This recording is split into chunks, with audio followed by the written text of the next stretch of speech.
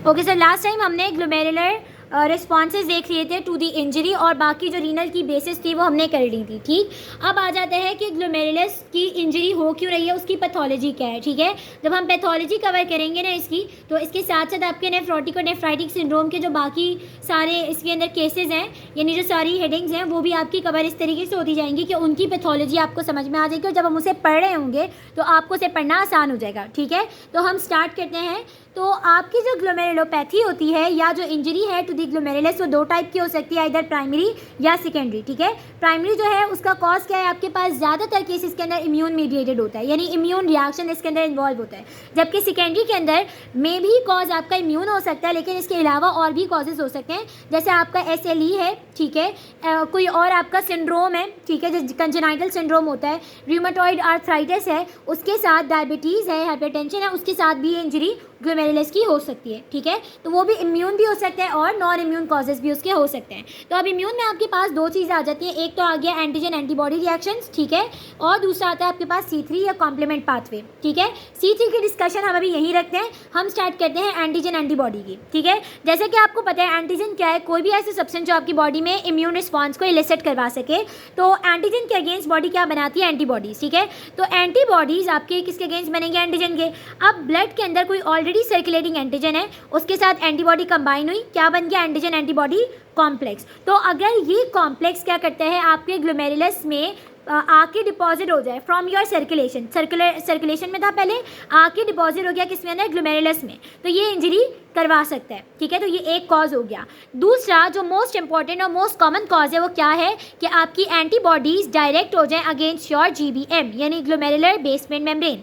सही, अब ये एंटीबॉडीज़ किसके अगेंस्ट होती हैं, तो ग्लोमेरुलर बेसमेंट मेम्ब्रेन में एंटीजन कैसे कैसे हो सकते हैं, कि इंट्रिंसिक यानी उसके अपने कंपोनेंट्स, और दूसरा एक्सट्रिंसिक यानी वो जो वहाँ पे आके प्लांट हुए हों, यानी सर्कुलेशन से आके उसमें प्लांट हो गए हो। ठीक है, तो वो antibodies at the same time, यानी यहाँ पे तो देखो एंटीजन एंटीबॉडी कॉम्प्लेक्स पहले बन चुका था, यहाँ पे एट द मीन टाइम आके इन एंटीजन के साथ रिएक्ट करके क्या बनाती है, इम्यून कॉम्प्लेक्स बनाती है। तो इसे हम कहते हैं इन C2 इम्यून कॉम्प्लेक्स फॉर्मेशन। ठीक है, मतलब टाइम के ऊपर उसी वक्त वहीं पे बन के डिपॉजिट हो रहा है। ठीक है, तो अब इन C2 के अंदर भी हमारे पास दो कैटेगरीज हैं, जिसको हमने फिर डिटेल से पढ़ना है। बुक के अंदर थोड़ा सा हैफेजर्ड है, इसको मैं थोड़ा सीक्वेंस से पढ़ा रही हूँ। ठीक है, तो इन C2 में आपके पास आ गया इंट्रिंसिक और एक्सट्रिंसिक। एक्सट्रिंसिक मैंने बता दिया प्लांटेड है, जिसकी मैं थोड़ी देर में बात करती हूँ। इंट्रिंसिक के अंदर आपके पास क्या आता है, दो चीज़ें। ठीक है, एक मैंने आपको बताया था ग्लोमेरुलर बेसमेंट मेम्ब्रेन के 3 कंपोनेंट्स हैं, कैपिलरी, ये जैसे ये वाला कैपिलरी एंडोथेलियम है। ठीक है, विज़ुअल लेयर है एपिथेलियल की पोडोसाइट्स वाली, और सेंटर में आपकी GBM होती है, यानी बेसमेंट मेम्ब्रेन होती है। इन तीनों को मिलाकर भी हम GBM कहते हैं। ठीक है, और ये जो सेंटर की मेम्ब्रेन है ये खाली बेसमेंट मेम्ब्रेन होती है, इसको भी हम कभी कभार GBM कह सकते हैं। तो हम कह सकते हैं इंट्रिंसिक में दो कैटेगरी हैं, एक GBM, ठीक है, मतलब ये जो वाली जो प्रोटीन लेयर है इसकी अपनी, ठीक है, इसमें आपके पास एंटीजन्स हो सकते हैं। दूसरा हेमन मॉडल है हमारे पास, ठीक है, जो हमारी बुक में दिया हुआ है। हेमन मॉडल में कोई भी एंटीजन जो यहाँ है या यहाँ है, ठीक, वो एक्ट कर सकता है एज एन एंटीजन, मतलब नॉर्मली वो एक नॉर्मल कंपोनेंट होगा, लेकिन अंडर सर्टेन कंडीशंस क्या होता है, आपकी बॉडी में उसके अगेंस्ट एंटीबॉडीज़ बन जाती हैं और वो फिर एक्ट कर रहा होता है एज एन एंटीजन। इसे हम ऑटो इम्यूनिटी कहते हैं। ठीक है, तो इसके अंदर आपके पास क्या है, हेमन मॉडल में फॉस्फोलाइपेज A2 रिसेप्टर, इसके अगेंस्ट ऑटो एंटीबॉडीज़ बन जाती हैं, तो ये इसको डिस्ट्रक्ट करती हैं और इसकी वजह से आपके पास ग्लोमेरुलस की इंजरी हो रही होती है। ठीक है, और आपका जो दूसरा है GBM में, कि GBM के अपने कंपोनेंट्स, तो GBM जब मैंने आपको पढ़ाई थी, यानी जो बेसमेंट मेम्ब्रेन पढ़ाई थी, तो उसमें मैंने आपको बताया था कि किससे बनी हुई है, कोलेजन टाइप 4 अल्फा 1 से लेके, ठीक, अल्फा 6 तक। ठीक है, ये आपके पास सारे कंपोनेंट से मिलकर GBM बनी होती है। तो इसमें मैंने एक बताया था NC1 domain, non collagenous 1 domain. ठीक है, तो नॉन कोलेजनस 1 डोमेन एक्ट करता है as an antigen for GBM, ठीक है, इंट्रिंसिक एंटीजन, और इसके अगेंस्ट बॉडी क्या बनाती है, एंटीबॉडीज़। ठीक है, अब ये जो सारे हम पढ़ रहे हैं ना, ये किसी ना किसी कंडीशन का कॉज है जो हम आगे पढ़ने वाले हैं। तो अगर अभी आप इसे सही से समझेंगे तो आपके लिए आगे करना ये आसान होगा। ठीक है, अब आ जाता है आपका एक्सट्रिंसिक या प्लांटेड। एक्सट्रिंसिक या प्लांटेड क्या है कि सर्कुलेशन में ब्लड के थ्रू कोई भी आपके पास एंटीजन आके कहाँ डिपॉजिट हो रहा है, GBM में डिपॉजिट हो रहा है, और उसके अगेंस्ट आपके पास क्या बन रही है, एंटीबॉडीज़ बन रही हैं, तो और उसको अटैक कर रही है, तो दैट इज़ एक्सट्रिंसिक या प्लांटेड वाली पार्ट। ठीक है। अब इसके अंदर आपके पास क्या क्या एग्जांपल्स आ जाती हैं। देखो ये बैरियर जो है ना, इसको कुछ चीज़ें क्रॉस करती थी। मैंने बताया था कि जैसे आपके पास जितना आयन कैसा होगा, कैटायनिक होगा यानी पॉजिटिवली चार्ज होगा, उतना वो यहाँ से फिल्टर हो सकता है, क्रॉस कर सकता है। तो ज़्यादातर आपके पास एक्सट्रिंसिक या प्लांटेड एंटीजन में आपके पास डीएनए होता है, ठीक है, आपका न्यूक्लियोसोम होता है, ठीक है। तो इस तरह की चीज़ें डीएनए, न्यूक्लियोसोम ये हैं आपके पास जो ज़्यादातर क्या करवाते हैं, नॉर्मली वहाँ मौजूद नहीं है, लेकिन क्योंकि फिल्ट्रेशन में वहाँ फिल्टर हो रही होती है तो इसके अगेंस्ट एंटीजन भी आपके, ये मतलब इसके अगेंस्ट एंटीबॉडी भी बन सकते हैं और ये एक्ट कर सकते हैं एज एन एंटीजन। अच्छा, हमने एक कंडीशन इसके अंदर क्या देखी है कि ये जो आपके पास ये एक्सट्रिंसिक और प्लांटेड की बात कर रही हूँ कि वो इन्फेंट्स जैसे हम क्या कर रहे हैं, काऊ मिल्क दे रहे हैं, काऊ मिल्क एज फीड प्रोवाइड कर रहे हैं, तो उनमें भी आपको क्या मिल रही है, ये ग्लोमेरुलोपैथी मिल रही है। क्यों मिल रही है? क्योंकि जो बोवाइन एल्ब्यूमिन है, ठीक है, यानी जो काऊ के मिल्क में एल्ब्यूमिन है वो एक्ट कर रहा है as a planted antigen over there, ठीक है, वहाँ से फिल्टर हो रहा है तो उस वक्त वहाँ पे वो एक्ट कर रहा है एज अ प्लांटेड एंटीजन और इसके अगेंस्ट आपकी इंजरी हो रही है और वो ग्लोमेरुलोपैथी करवा रही है, ठीक। अब इन दोनों के अंदर आपके पास जब आप इम्यूनोफ्लोरोस्कोपी करवाओगे, ठीक है, यानी आप इम्यून वो टेस्टिंग करवाते हो कि ये जो है फ्लोरोस्कोपी का मतलब होता है लाइट के अंदर आप चेक कर रहे होते हैं कि किस तरीके की आपके पास फ्लोरेसेंस मिल रही है। तो इम्यूनोफ्लोरोस्कोपी के ऊपर इनका पैटर्न आपके पास दोनों का डिफरेंट है, ठीक है, ज़्यादातर इसका भी डिफरेंट है और इसके अंदर हेमन मॉडल और जीबीएम इन दोनों का भी। तो एक्सट्रिंसिक और हेमन मॉडल का सेम टू सेम है और जीबीएम का थोड़ा डिफरेंट है। जीबीएम में आपको कैसे डिपॉजिट्स मिलते हैं, आपको लीनियर डिपॉजिट्स मिलेंगे, ठीक है, मतलब पूरा एक कंटिन्यूस जैसे ऐसे करके कंटिन्यूस फैशन के अंदर आपके पास डिपॉजिट हुआ होगा, ठीक। जबकि इम्यूनोफ्लोरोस्कोपी किसकी करवा रहे हो, एक्सट्रिंसिक की या हेमन मॉडल की करवा रहे हो, तो वहाँ आपको ग्रैन्युलर डिपॉजिट मिलेंगे, क्योंकि कुछ जगह पे जैसे कुछ जगह के ऊपर इम्यून कॉम्प्लेक्स डिपॉजिट हो रहे हैं, कुछ पे नहीं हो रहे, कुछ पे हो रहे हैं, कुछ पे नहीं हो रहे, तो वहाँ पे आपको एक ग्रैन्युलर पैटर्न मिलेगा डिपोजिशन का, ठीक है। आपने ये बात अच्छे से याद रखनी है कि जब खास तौर पे एंटी जीबीएम होगा तो वहाँ पैटर्न आपको लीनियर डिपॉजिट मिलता है और ये क्वेश्चन आपका पेपर में एमसीक्यू के तौर पे आ सकता है कि वहाँ आपको लीनियर डिपॉजिट मिल रही है, ठीक है। बाकी सब में आपको ग्रैन्युलर मिलती है और इम्यूनोफ्लोरोस्कोपी जहाँ पर भी डिपॉजिट्स हो रही हैं, ठीक है।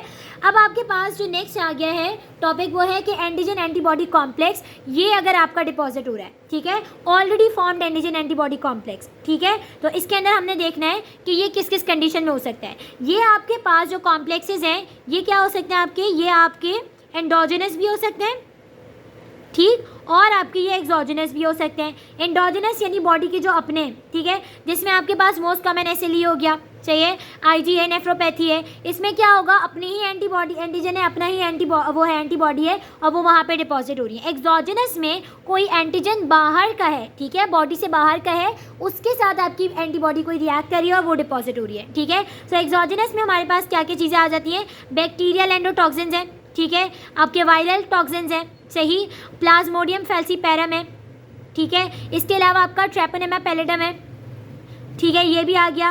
हेपेटाइटिस बी और सी के एंटीजन्स हैं, ठीक, स्ट्रेप्टोकोकल एंटीजन्स हैं, ठीक है, स्ट्रेप्टोकोकल बहुत कॉमन होते हैं। तो ये सारे आपके पास एंडोजेनस और एक्सोजेनस एंटीजन्स एंटीबॉडी कॉम्प्लेक्सेस होते हैं जो आपके ग्लोमेरुलस में डिपॉजिट हो सकते हैं और वहाँ क्या करवा सकते हैं, इंजरी करवा सकते हैं, ठीक है। अब हमने ये पढ़ लिया कि बेसिक आपका कॉज क्या है, ठीक है, ये सारे कॉजेज़ हैं। C3 में मैं आपको बता रही थी कि C3 के अंदर क्या होता है कि जो C3 है ना, कुछ डिजीज़ेज़ जो हम आगे पढ़ने वाले हैं, ठीक, उसके अंदर हम पढ़ेंगे कि खाली जो C3 है ना, खास तौर पे डेंस डिपॉजिट डिजीज़ कहलाती है वो, उसमें खाली C3 डिपॉजिट हो रही होती है, किसके अंदर, आपकी बेसमेंट मेम्ब्रेन के अंदर। इसे हम कभी कभार C3 नेफ्रोपैथी या ग्लोमेरुलोपैथी भी कह रहे होते हैं, ठीक है। तो इसके ऊपर अभी काम चल रहा है इसके बारे में, लेकिन इसके अंदर भी आपका मतलब ये भी एज इंजूरियस हो सकता है इसके लिए, ठीक। दूसरा टी सेल्स के बारे में भी कहते हैं, सेल मीडिएटेड इम्यूनिटी, ठीक है, एक हमने पढ़ा ना एंटीबॉडी मीडिएटेड, तो टी सेल मीडिएटेड इम्यूनिटी में भी है ये, इसका भी कुछ ना कुछ रोल है,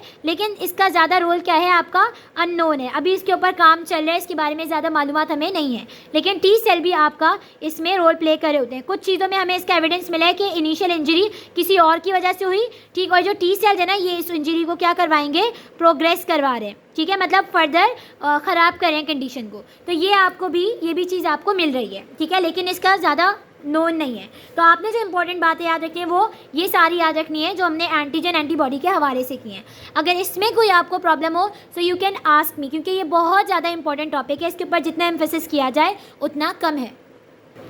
आगे जो हमारे साथ बात इन्होंने डिस्कस की वो ये की हुई है कि अगर ये वाली इन मैकेनिज्म्स की वजह से इंजरी होती है, ठीक है, तो उसके आगे वो किस तरीके से प्रोग्रेस करती है। तो जो इंजरी है वो 2 टाइप की हो सकती है। एक तो हो गई आपके पास अक्यूट, ठीक है, और एक हो सकती है क्रॉनिक, मतलब इंजरी हुई आपकी, ठीक है, इंजरी के बाद अगर वो इंजरी किसी भी जैसे कोई वायरल है, कोई बैक्टीरियल है जो कि रिजॉल्व हो गया, ठीक है, तो वो अक्यूट होगी, वो खुद पे वो क्या हो जाएगी, रिजॉल्व हो जाएगी, ठीक है। लेकिन अगर आपके पास कोई क्रॉनिक कॉज है, ठीक है, तो वो क्या हो रहा है वहाँ पे मुस्तकिल जो आपकी जो एंटीबॉडीज़ हैं ये डिपॉजिट होती जाएंगी, सही, और आपकी जो फर्दर डैमेज है वो होती जाएगी। सिंपल सी बात, इंजरी होगी, उसके बाद जो लोकल इन्फ्लेमेटरी रिस्पॉन्स जो हम सब कुछ पढ़ चुके हैं इसके बारे में, फर्स्ट सेकंड चैप्टर के अंदर हमने जो पढ़े ना इन्फ्लेमेशन वगैरह का, तो वही इन्फ्लेमेटरी रिस्पॉन्स होगा, और उसके बिहाफ में हम कह सकते हैं कि अक्यूट भी हो सकती है, क्रॉनिक भी। क्रॉनिक होगी जब डिपॉजिट्स होंगे, और अक्यूट होगी जब वो रिजॉल्व हो जाएगी, ठीक है। अब आपके पास ये आता है, एक और चीज़ आती है कि कुछ कंडीशंस में हम देखते हैं,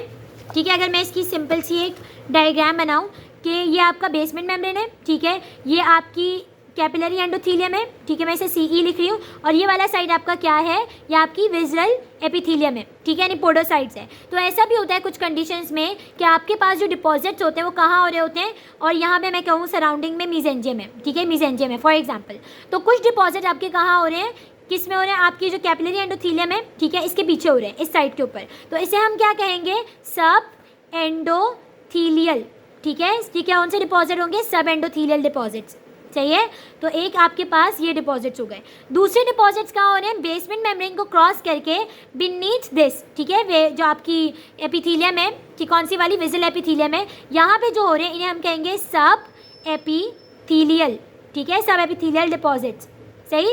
और आपके पास कुछ डिपॉजिट्स होंगे जो इसके अंदर हो रहे होंगे बेसमेंट मेम्ब्रेन में, तो वो बेसमेंट मेम्ब्रेन वाले डिपॉजिट्स होंगे, और कुछ आपके डिपॉजिट्स होंगे जो कहाँ हो रहे हैं, मीजेंजियम में, तो वो मीजेंजियल डिपोजिशन हो रही है, ठीक है। अगर हम बात करें कैटाइनिक और एनाइनिक पार्टिकल्स की, तो क्योंकि कैटाइनिक पार्टिकल जिसे क्रॉस करके यहाँ जा सकते हैं क्योंकि जीबीएम में नेगेटिव चार्ज है, ठीक है, तो यहाँ पे आपके पास सब एपिथेलियल डिपॉजिट में ज़्यादा आपके पास यानी पॉजिटिवली चार्ज पार्टिकल्स मिलेंगे, ठीक है।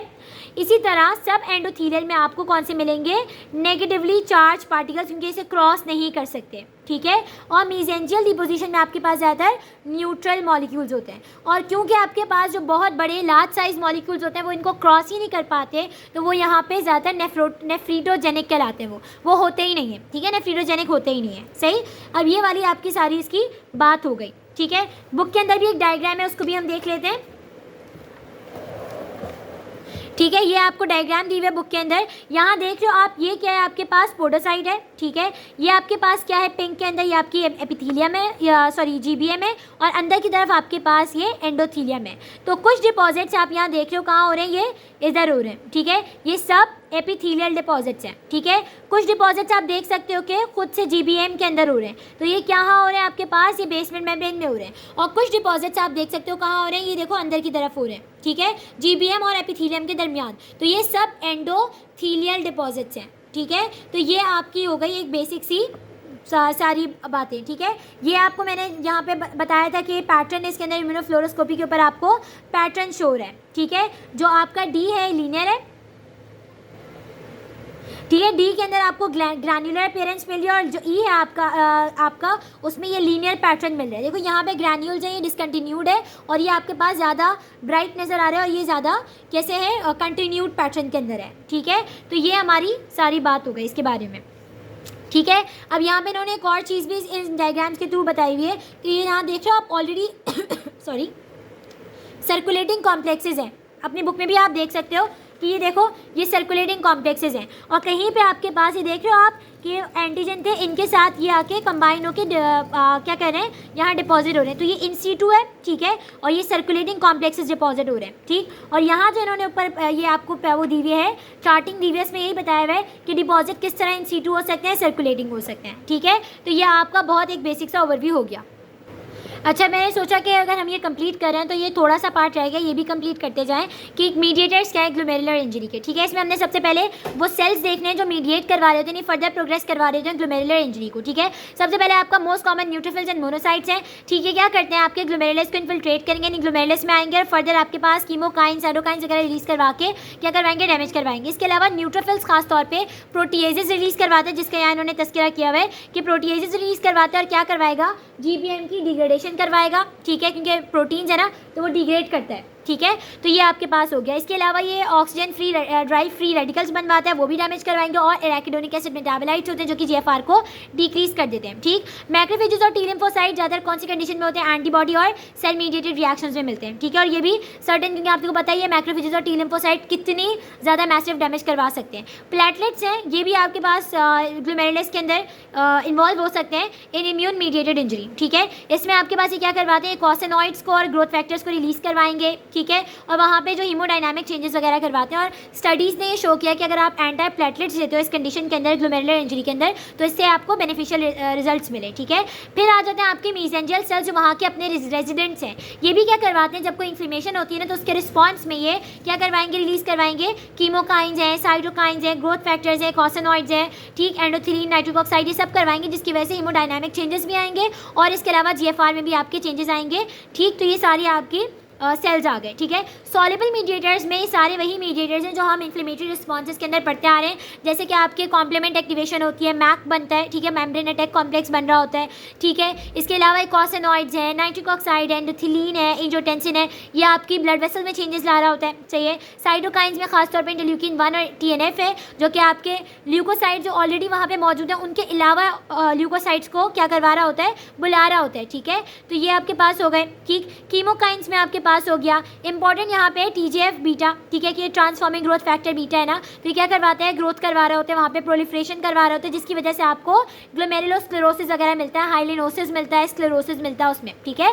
और वैस्कुलर एंडोथेलियल ग्रोथ फैक्टर आपको कैपिलरी परमिएबिलिटी को बरकरार रखने के लिए इंपॉर्टेंट काम कर रहा होता है, ठीक है। कोएगुलेशन सिस्टम भी मैंने आपको बताया था क्रिस्टन फॉर्मेशन के अंदर कि वहाँ जो फिब्रिन बनना शुरू हो जाता है उसमें ग्लोमेरुलाई में ड्यू टू कोएगुलेंट्स, ठीक है, कि आपको जो प्रोटीन्स लीक हो रहे होते हैं वो उनके ऊपर एक्ट करके वहाँ पे फिब्रिन बनवाना शुरू कर देता है। तो ये भी आपका इंपॉर्टेंट हो गया। अब हमारे पास सिर्फ एक चीज़ रहती है जो इस मेन आपका जो टॉपिक्स हैं यहाँ पे इसके पे प्रोग्रेस करने से पहले जो रहती है वो है आपकी पोडोसाइट एपिथेलियल सेल इंजरी, ठीक है, पोडोसाइट या एपिथेलियल सेल इंजरी, सही।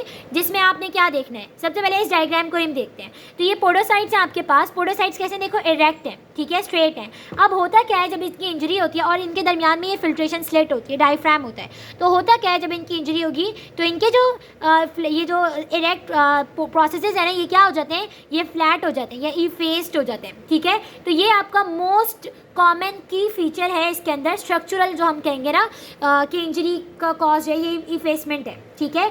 अब आता है आपके पास कि एपिथेलियल सेल इंजरी को हम पोडोसाइटोपैथी भी कहते हैं, ठीक है, और ये प्राइमरी और secondary both types of glomerular disease में हमें मिल सकता है, आइदर वो इम्यून हो या नॉन इम्यून कॉजेज़ की वजह से हो। अब पोडोसाइटोपैथी होती क्यों है कि जो पोडोसाइट्स है ना उसके या तो ये जो इसके अंदर जो प्रोटीन्स हैं, ठीक है, उनके अगेंस्ट कोई एंटीबॉडी बन जाए, चाहिए, तो वो आके इसको अटैक कर देगी, चाहिए, कोई वायरस है, कोई बैक्टीरिया है, वो आके इसको अटैक कर सकता है, ठीक है। इसके अलावा कुछ म्यूटेशन जिसके अपने प्रोटीन्स के अंदर हो सकती हैं, जो हमने पीछे प्रोटीन्स पढ़े थे ना, जैसे नेफ्रिन है, पोडोसिन है, उसके अगेंस्ट हो सकती हैं, ठीक है, जिसकी वजह से आपके पास इंजरी हो रही है। तो यहाँ पे आपने ये बात याद रखनी है कि मोस्ट कॉमन जो फंक्शनल आपके पास जो पता चलेगा ना कि लॉस हो रहा है आपका इसका, ठीक है, पोडोसाइट का, तो वो किससे पता चलेगा, प्रोटीनोरिया से, ठीक है। मतलब अगर प्रोटीन आ रहा है तो ये क्यों आ रहा है यूरिन के अंदर, क्योंकि आपकी जो ये फेस्ट हो गए, फिल्ट्रेशन जो स्लिट है ये आपकी काम नहीं करती है, ठीक है, इसका फंक्शन लॉस्ट हो जाता है, सही है।